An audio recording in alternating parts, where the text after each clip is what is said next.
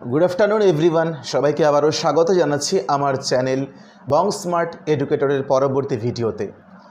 इतिमध्येই আপনারা প্রত্যেকেই অবগত আছেন যে কলকাতা হাইকোর্টের সিঙ্গেল বেঞ্চের মাননীয় বিচারপতি অভিজিৎ গাঙ্গুলি মহাশয়ের নির্দেশে WBBP অর্থাৎ West Bengal board of primary education তারা তাদের নিজস্ব ওয়েবসাইটে district wise medium wise category wise lowest cut of অর্থাৎ কোন ক্যাটাগরিতে কোন মিডিয়ামে কোন কাস্টে কত কাট অফ আছে এই নিয়ে একটি তালিকা প্রকাশ করেছেন এবং এই তালিকাটি প্রকাশ হওয়ার পরে দেখা যাচ্ছে যথারীতি মানুষের কালা ঘাম ছুটে গেছে। একাধারে যারা চাকুরিজীবী এই মুহূর্তে যারা বিচারাধীন তাদের চাকুরির পদ নিয়ে তারা একরকম দুশ্চিন্তায় এবং যারা এই বিষয়গুলি ঘাঁটছেন তারা আরেক রকম দুশ্চিন্তায়। এমনকি ফেসবুক সোশ্যাল মিডিয়া খুলে দেখলে দেখা যাবে যে আইনজীবী যারা আছেন তারা পর্যন্ত বিষয়টি নিয়ে একেবারে খুবই সন্দিগ্ধ, কি হচ্ছে, কি সমস্যা আছে বা আদৌ এখানে কোনো সমস্যা আছে কি না।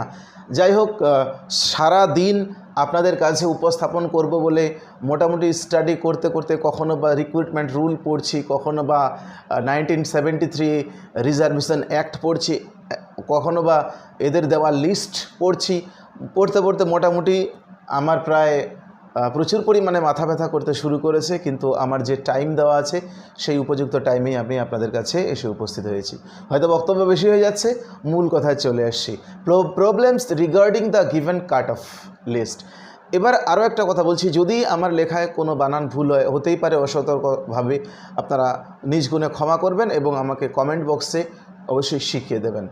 তো প্রথমে যেই প্রশ্নটা মাননীয় তরুণজ্যোতি তিওয়ারি মহাশয়ের ফেসবুক পেজে আমি দেখলাম, তিনি ফেসবুকে লিখেছেন বেশ কতগুলো প্রবলেম। তার মধ্যে একটি অন্যতম ছিল TET score below 3 general category. আপনারা প্রত্যেকেই জানেন যে জেনারেল ক্যাটাগরিতে মিনিমাম 90% মার্কস যদি টেটে পাওয়া যায় তাহলে তিনি কোয়ালিফাইড হন। এখন 90% মার্কস কেউ যদি অ্যাচিভ করে, 90 মার্কস নট 90%, 60%, দুঃখিত, মার্কসটা হবে 60%। তো 60% হলে 150তে 90 হয়। কেউ যদি 90 নাম্বার অ্যাচিভ করেন তাহলে 90 নাম্বার অ্যাচিভ করলে কিন্তু তার প্রাপ্ত নাম্বার হয় 3 নাম্বার পেতে হবে। অর্থাৎ জেনারেল ক্যাটাগরির কোনো ক্যান্ডিডেটের টেট ওয়েটেজ 3-এর কম হবে না। অথচ যদি আমরা তালিকাটি দেখি তাহলে আমরা সেই তালিকায় স্পষ্টতই দেখতে পাবো যে অনেকে এমন আছেন যারা জেনারেল ক্যাটাগরিতে আছেন অথচ তাদের ওয়েটেজ আন্ডার 3 আছে। যেমন জয়িতা, ডিস্ট্রিক্ট কোড 1, জয়িতা দেবনাথ, তার ওয়েটেজ হচ্ছে 2.8। ডিস্ট্রিক্ট কোড 1 আরও একজন আছেন অঙ্কিতা রায়, অঙ্কিতা রায়ের টেট ওয়েট হচ্ছে 2.76, কিন্তু এদের প্রত্যেকের ক্যাটাগরি হচ্ছে জেনারেল ক্যাটাগরি এরা। এখন প্রশ্ন হচ্ছে এই জেনারেল ক্যাটাগরিতে তো তারা 3-এর নিচে পেয়ে কি করে পাশ করলেন? খুব সিম্পল উত্তর, আপনারা যদি 2016 রিক্রুটমেন্ট রুলে চলে যান তাহলে সেখানে দেখতে পাবেন যে আনরিজার্ভ ক্যাটাগরি ছিল আর কিছু হচ্ছে রিজার্ভড ক্যাটাগরি ছিল। রিজার্ভ ক্যাটাগরির মধ্যে প্যারা টিচার ছিল, এক্সেম্পটেড ক্যাটাগরি ছিল। যতগুলি জেনারেল আপনি দেখবেন লিস্টে আন্ডার 3 নাম্বারের নিচে যারাই জেনারেল এই লিস্টে আছেন তারা কেউই ইউ আর নন, অর্থাৎ কেউ আনরিজার্ভড নন। তারা আইদার কেউ প্যারা টিচার অথবা কেউ এক্সেম্পটেড ক্যাটাগরি। এবং সেখানে স্পষ্টতই লেখা ছিল যে যেগুলো ইসি অথবা প্যারা টিচার বা এক্স সার্ভিসম্যান ইত্যাদি টাইপের যে ছাড়গুলি যাদের ক্ষেত্রে দেওয়া ছিল, তো সেখান থেকেই সম্ভবত তারা এই জায়গায় এসে উপস্থিত হয়েছেন। কিন্তু আনরিজার্ভড জেনারেল কেউই 3-এর নিচে নেই, এটুকু আপনারা লিস্টে গেলেই দেখতে পাবেন। দ্বিতীয় number, para teacher criteria. Para teacher ক্রাইটেরিয়ার ক্ষেত্রে যেটি আমার চোখে আপাতত পড়ছে, আমি কোনো আইনজীবী নয়, তবে যতটুকু চোখে পড়ছে আমি বলবো এই ব্যাপারে পর্ষদ, প্যারা টিচারের ক্ষেত্রে পর্ষদ মারাত্মক গোলযোগ করেছে, মারাত্মক পরিমাণে গোলযোগ। জানি না এই গোলযোগের জবাব তারা কিভাবে কোর্টে দেবেন, কি প্রবলেম হয়েছে। প্যারা টিচারের ক্ষেত্রে দেখা গেছে প্যারা টিচার একটা এয়ারমার্কড একটা ক্যাটাগরি ছিল। তো প্যারা টিচারের ক্ষেত্রে বলা ছিল তাদের যে কিন্তু অ্যাপটিটিউড টেস্ট হবে না, তাদের শুধুমাত্র ভাইবা হবে 5 মার্কসের, এবং তাদের অ্যাপটিটিউড টেস্টের ছিল মার্কস কীরকম করে দেওয়া থাকবে, আপ টু 4 ইয়ার্স, 4 ইয়ার্স তারা 2 মার্কস পাবে, 4 থেকে 6 ইয়ার্স হলে 3 মার্কস, 6 থেকে 8 ইয়ার্স হলে 4 মার্কস, তারপরে হচ্ছে 8 থেকে 10 অ্যান্ড অ্যাবাভ হলে 5 মার্কস পাবে। অর্থাৎ তাদের অ্যাপটিটিউড টেস্টের নাম্বারে ফ্র্যাকশন বা ভগ্নাংশের কোনো সুযোগ নেই। একেবারে স্পষ্ট আপনারা রিক্রুটমেন্ট রুলে এটা দেখতে পাবেন। রিক্রুটমেন্ট রুল কারো প্রয়োজন পড়লে আমাকে হোয়াটসঅ্যাপ করবেন, আমি আপনাদের পাঠিয়ে দেবো। সো প্যারা টিচারদের ক্ষেত্রে আমরা ফ্র্যাকশনে নাম্বার দেখছি, এটা খালি চোখে তো এটাই মনে হচ্ছে যে 2016 যে রুল ছিল সেই রুল কমপ্লিটলি ব্রেক করা হয়েছে। প্যারা টিচার্সদের যে ক্রাইটেরিয়া ছিল সেই ক্রাইটেরিয়াটাকে ব্রেক করা হয়েছে। জানি না এটার জন্য পর্ষদ দোষী নাকি চাকুরি প্রার্থীরা দোষী। চাকুরি প্রার্থী তো মোটেই দোষী নয়, এই দোষ ত্রুটির জন্য পর্ষদকে ভুগতে হবে নাকি চাকুরি প্রার্থীদের, সেটা সময় জবাব দেবে। এরপরে আরও একটি প্রশ্ন ছিল এসটি, এসসি অ্যান্ড ওবিসি। আমরা প্রত্যেকেই জানি এগুলো reserved category. SC, ST and OBC এগুলো প্রত্যেকেই হচ্ছে রিজার্ভড ক্যাটাগরি, অথচ এগুলোকে আনরিজার্ভড কেন লেখা হয়েছে? Very simple answer.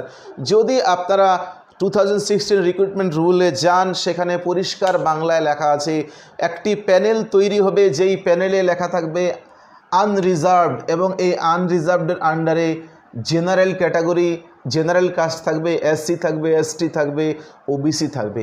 এখন প্রশ্ন হচ্ছে আনরিজার্ভডের মধ্যে রিজার্ভডরা কি করে রিজার্ভড আনরিজার্ভডের মধ্যে? তো এখানে বুঝতে হবে, এখানে আসলে ক্যাটাগরি অ্যান্ড কাস্ট দুটো বিষয় করেছে। Category and caste.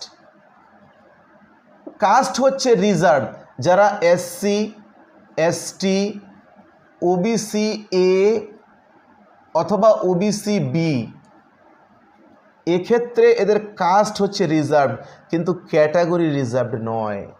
কেন ক্যাটাগরি রিজার্ভড নয়? কারণ এই রিক্রুটমেন্ট রুলে পরিষ্কারভাবে আছে যে তারা যে ক্যাটাগরি করেছেন সেটা কিভাবে করেছেন, সেটা হচ্ছে আনরিজার্ভড ক্যাটাগরি। তার সাথে ক্যাটাগরি করা হয়েছে আপনাদের এক্স সার্ভিসম্যান, তারপরে করা হয়েছে আপনার ইসি অর্থাৎ এক্সেমটেড ক্যাটাগরি, তারপরে হচ্ছে প্যারা টিচার। এই সমস্ত ক্যাটাগরি আছে, unreserved, ex serviceman, exempted, para teacher. এখন এদের আন্ডারে, এই আনরিজার্ভডের আন্ডারে জেনারেল আছে, এসসি আছে, এসটি আছে, ওবিসি আছে, ওবিসিবি আছে। তেমনি এক্স সার্ভিসম্যানের আন্ডারে জেনারেল আছে, এসটি আছে, এসসি আছে, ওবিসি আছে, ওবিসিবি আছে। এক্সেমটেড অ্যান্ড প্যারা টিচার, প্রত্যেকটা ক্যাটাগরিতেই general, SC, ST, OBC A, OBC B সবগুলি আছে। সো আনরিজার্ভড কেন রিজার্ভডরা, এটার জন্যই, এটাই হচ্ছে তার উত্তর। আবারও রিপিট করছি, category unreserved but caste reserve, যারা এসসি, এসটি, ওবিসি। ক্যাটাগরি আর কাস্টকে এক করে দেখলে হবে না, আপনারা যদি সেই লিস্ট দেখেন সেই লিস্টে খুব স্পষ্টভাবেই লেখা আছে। এবারে there's no OBC A and OBC B in all districts. সমস্ত জেলাতে ওবিসি এ এবং ওবিসি বি নেই। এর সম্ভাব্য উত্তর কি হতে পারে? সত্যি কথা বলতে ওবিসি এ প্রায় সব জায়গায় আছে, কিন্তু ওবিসি সব জায়গায় নেই। বলতে কি, ওই আবার চলে যাব আমি, এক হচ্ছে আনরিজার্ভড আর একটা হচ্ছে আপনার সেই এক্স সার্ভিসম্যান, তারপরে আপনার হচ্ছে এক্সেমটেড, তারপরে ছিল আপনার প্যারা টিচার। তো ওবিসি এ, ওবিসি বি সব মিলিয়ে যদি আনরিজার্ভ এবং এগুলোকে একত্রে করেন তাহলে প্রত্যেকটা ডিস্ট্রিক্টে আছে, কিন্তু সব ডিস্ট্রিক্টে unreserve OBC A, OBC B both নেই। কোথাও কোথাও দেখা গেছে যে ওবিসি বি এক্স সার্ভিসম্যানে আছে কিন্তু আনরিজার্ভে নেই। OBC A, ex serviceman, exempted category, para teacher বা এক্স সার্ভিসম্যান এগুলোতে আছে, এগুলো ইয়ারমার্ক, সব earmark category, non earmark category. তো এই ক্যাটাগরিগুলোতে আছে, এখানে নেই, এরকম কিছু কিছু ক্ষেত্রে হয়েছে। আবার কখনো কখনো সবটাই দেখা গেছে আনরিজার্ভেও আছে, তো এই ইয়ারমার্ক ক্যাটাগরিগুলোতেও আছে। এগুলোরও খুব সহজ উত্তর। আপনারা যদি রিক্রুটমেন্ট রুলে চলে যান, রিক্রুটমেন্ট রুলে দেখতে পাবেন যে যদি কোনো কেসে দেখা যায় যে এই ধরনের মানে এক্স সার্ভিসম্যান, এক্সেমটেড এবং প্যারা এদের যদি না পাওয়া যায়, তো তাদের পোস্টটা তখন আনরিজার্ভ থেকে কাউকে নিয়ে ফিল করতে হবে। এক্স সার্ভিসম্যানের যদি ওবিসি এর জায়গা খালি থাকে, এক্স সার্ভিসম্যানের পোস্টে যদি ওবিসি এ খালি থাকে, তাহলে এখান থেকে কোনো ওবিসি এ নিয়ে ফিল আপ করতে হবে। তেমনিভাবে যদি এক্সেমটেড ক্যাটাগরি ওবিসি বি খালি থাকে, তাহলে এইখান থেকে এক্সেমটেড ক্যাটাগরিতে ওবিসি বিকে নিয়ে যেতে হবে।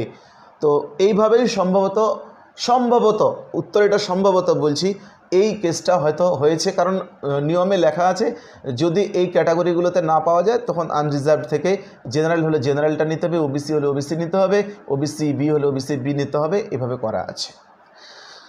এরপরে একটি ইম্পর্ট্যান্ট সবথেকে vital question, SC, ST, OBC, how are they in category after achieving the higher marks then the general lowest cut off? General যেটা লোয়েস্ট কাট অফ আছে, সেই জেনারেল লোয়েস্ট কাট অফের থেকেও কিছু কিছু ক্ষেত্রে ক্যাটাগরিগুলোতে কাট অফটা বেশি দেখা গেছে। অর্থাৎ আমরা জানি এসসি, এসটি, ওবিসি এসব ক্ষেত্রে যদি কাট অফ জেনারেলের থেকে বেশি হয় তারা জেনারেলে উত্তীর্ণ হন, এই ধরনের ক্যান্ডিডেটগুলো। কিন্তু এই লিস্টে এমনও কিছু খুঁজে পাওয়া যাবে যেখানে দেখা যাচ্ছে যে এই ক্যাটাগরিগুলির যে কাট অফটা সেটা হচ্ছে আপনার জেনারেল কাট অফ থেকে বেশি হয়েছে। কোন প্রার্থীরা ক্যাটাগরি থেকে জেনারেলে উন্নীত হতে পারবেন না, এটা একটা ব্যাপার। তো প্রথমত এটা অনেকেই বলে থাকেন যে যারা যে সমস্ত প্রার্থীরা টেটে কম নাম্বার পাবে, 90-এর থেকে কম, অর্থাৎ তারা রিজার্ভেশন নিয়ে পাশ করলে তারা পরবর্তীতে বেশি নাম্বার পেলেও যেতে পারবে না, এটা ভুল কথা। এজন্যই ভুল কথা যে রিজার্ভেশন তারা যদি টেটে পায় সেটা হচ্ছে একটা open category, selection category. So open ক্যাটাগরির থেকে যখন তারা প্যানেল ক্যাটাগরিতে চলে যাবেন তখন অবশ্যই পরবর্তীতে তাদের যদি টোটাল নাম্বার জেনারেল কাট অফের থেকে বেশি হয় তারা যেতে পারে। সুপ্রিম কোর্টের রায়েও এই ধরনের ভার্ডিক্ট দেখা গেছে। কিন্তু আমরা জানি যে এই রিজার্ভ ক্যাটাগরিগুলো দুই ধরনের নিতে পারে, 3 ধরনের তাদের কাছে সুযোগ থাকে। কী কী 3 ধরনের? একটা হচ্ছে তারা ফিজ ওয়েভার হয়, ফিজ কম লাগে অথবা ফিজ তাদের ছেড়ে দেওয়া হয়। দ্বিতীয় নাম্বার ফ্যাসিলিটিটা তাদের 5% less for qualification, to qualify,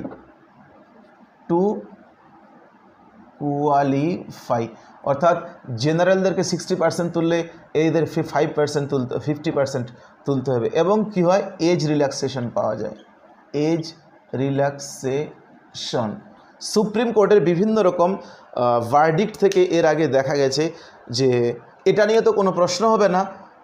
এক্ষেত্রে অলরেডি আমি বলে দিলাম যে এক্ষেত্রে কোয়ালিফাই করার পরেও যদি পরবর্তী স্তরে জেনারেলের থেকে বেশি নাম্বার পায় তার অবশ্যই জেনারেল ক্যাটাগরিতে যাওয়ার অধিকার আছে, সেটা আমাদের দেশের সুপ্রিম কোর্ট অনেক রায় দিয়েছেন এরকম। কিন্তু এজ রিল্যাক্সেশন নিয়ে যারা এসসি, এসটি, ওবিসি আছেন, এজ রিল্যাক্সেশন নিয়ে অর্থাৎ বয়সের রিল্যাক্সেশন নিয়ে তারা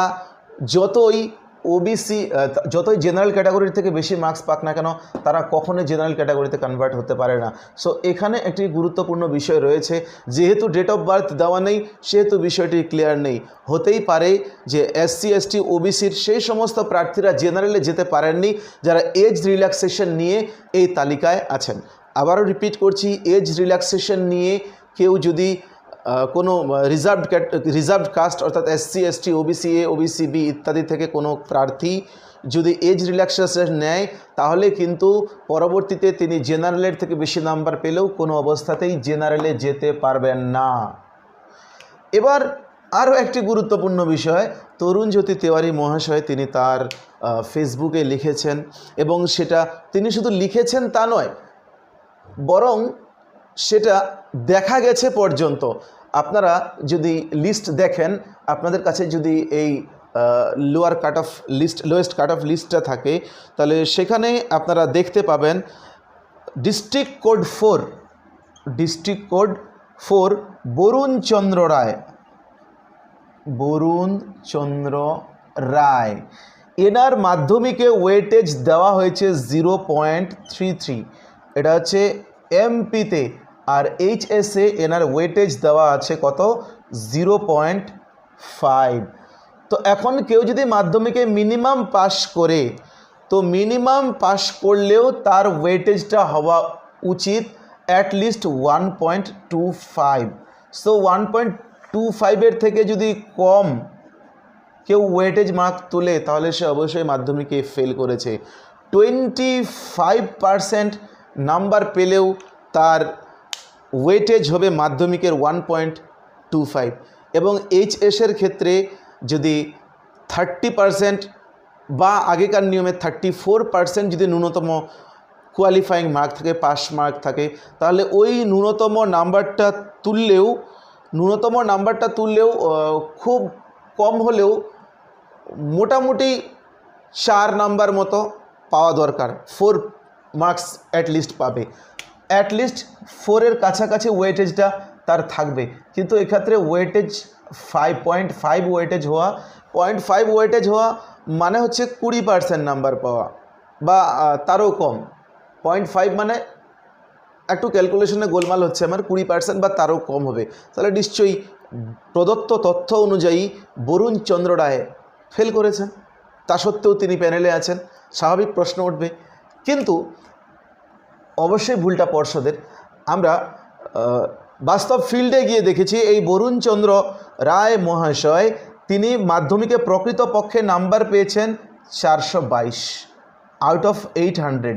এনার যদি ওয়েটেজ করা যায় তাহলে ওয়েটেজ হবে 2.6375, এবং উনি এইচএসে মার্কস পেয়েছিলেন 503 আউট অফ 1000।